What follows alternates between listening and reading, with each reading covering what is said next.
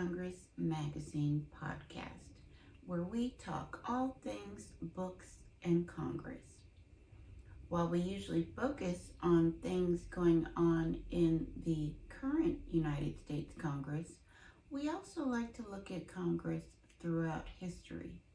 And for the last couple of weeks, we've been celebrating the 250th anniversary of the convening of the First Continental Congress in Philadelphia, Pennsylvania, which was one of the first official acts of the colonies in terms of preparing for the signing of the Declaration of Independence and the start of the American Revolution.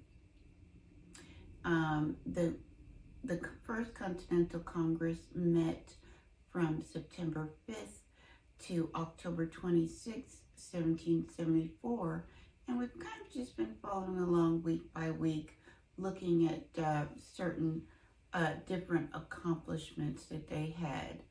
And this week would be the final week of the convening, and they've already produced several major documents, including the Continental Association, which was really kind of cemented an economic alliance between 12 of the colonies and 12 of the British colonies in North America, where they agreed to a non-importation and exportation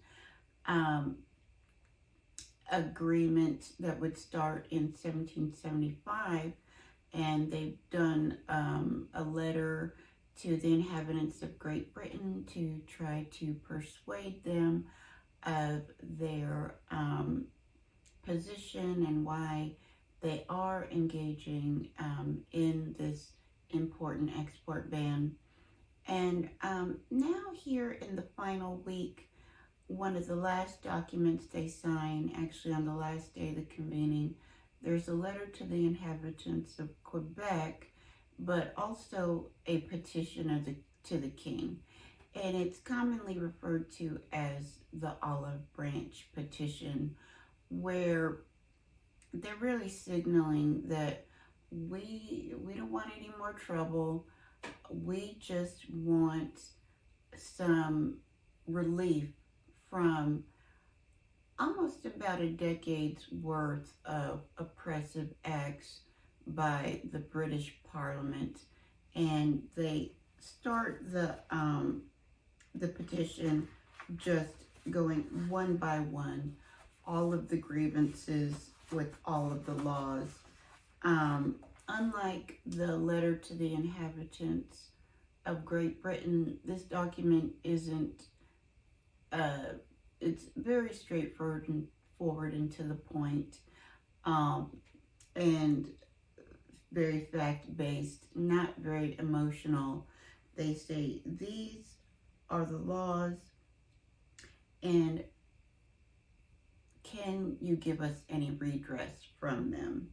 And they say, to a sovereign who glories in the name of Britain, the bare recital of these acts must, we presume, justify the loyal subjects who fly to the foot of his throne and implore his clemency for protection against them.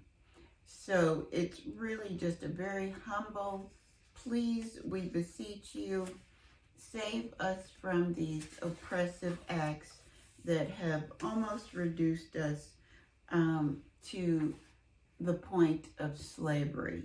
And they ask, but for peace, liberty, and safety. And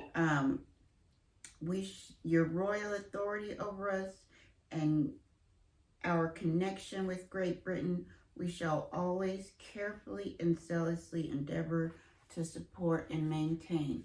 So they try to refute any, allegations or concerns that this is about independence. But what they're really seeking is some kind of redress from the laws that the Parliament has passed. So to me, that suggests there's not going to be any more protests, no more tarring and feathering, no more tea parties, but we're, just going to go back to our state of peace and happiness. Now, the first petition was ultimately unsuccessful when the Second Continental Congress convened in 1775. They did send a second olive branch petition, but at that point they had already created the Continental Army, established their own continental currency, and actually just within days of the second petition to the king, they did a declaration regarding the necessity of taking up arms. So the posture had changed considerably after the Battle of Lexington and Concord in April of 1775. And at that point, they're really preparing for a kinetic war. And the Congress would break up and the delegates would head home. And you kind of get the sense that they really didn't have much clue about what was going to come next. On October 28th, John Adams wrote that he took his departure in a very great reign from the happy, the peaceful, the elegant, the hospitable, and polite city of Philadelphia.